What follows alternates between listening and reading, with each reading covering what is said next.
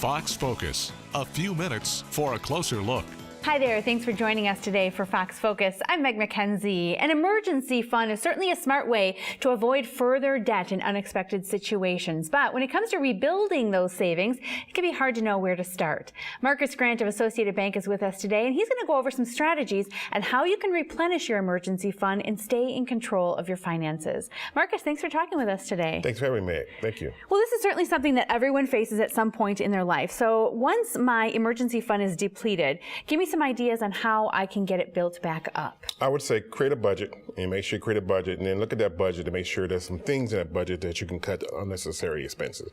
For example, like TV, you have premium channels on your cable TV. You may get rid of those premium channels, the cup of coffee, get rid of the cup of coffee, Make it at home? Yep, make it at home.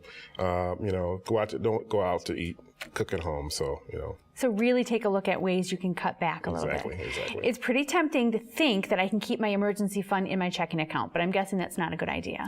No, because once it's in a checking account, you tend to dip into it. So I would recommend to do a direct deposit from your check and from your payroll check to your savings account separately from your checking account. Okay. That way that money's out of sight, out of mind.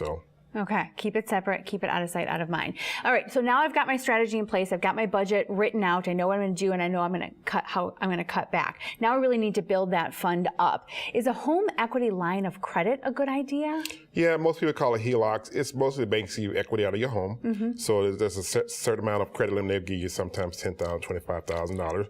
That money's available for you at any time for a 10-year draw.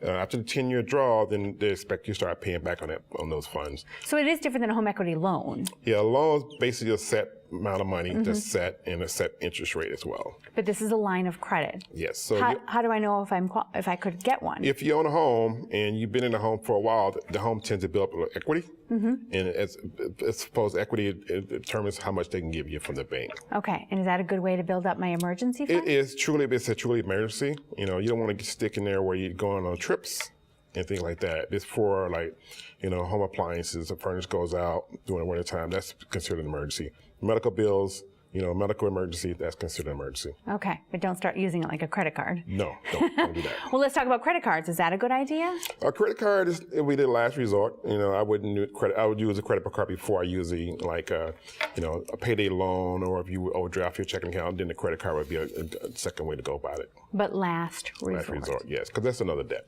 Okay. Anything else that you'd recommend when we're rebuilding our emergency fund? I would just say be diligent, and be true to yourself, and just make a budget to make sure that you guys can operate your expenses to that budget and cut things unnecessarily. If you dip into that budget, just make sure you replenish into that budget as well. Okay. And it is important to have an emergency fund, because if we don't, we risk financial ruins. That's the start of financial ruins. So, most people, want to make sure you have at least 3 months of living expenses in your checking account at all times. 3 months? 3 to 6 months, yes. 3 to 6 months of living expenses, yeah. Okay. So listen to Marcus. Separate that money into separate accounts. Make sure it's a little bit difficult to get a hold of. Exactly. And direct deposit's probably an excellent idea. That way it's not on your mind. Right, exactly. You didn't even see the money. Yes. So great advice here if you are trying to rebuild your emergency fund. Take all of this advice and also check out mutualmilestones.com. There's more advice there. You can get connected with an expert as well. 3 to 6 months of your income is important to have in an emergency situation, just in case, because you never know what life is going to throw at you. Exactly. Well, thanks for joining us today. Really appreciate it. Thank you, Meg. Thank you. And thanks for joining us on Fox Focus. We'll see you next time.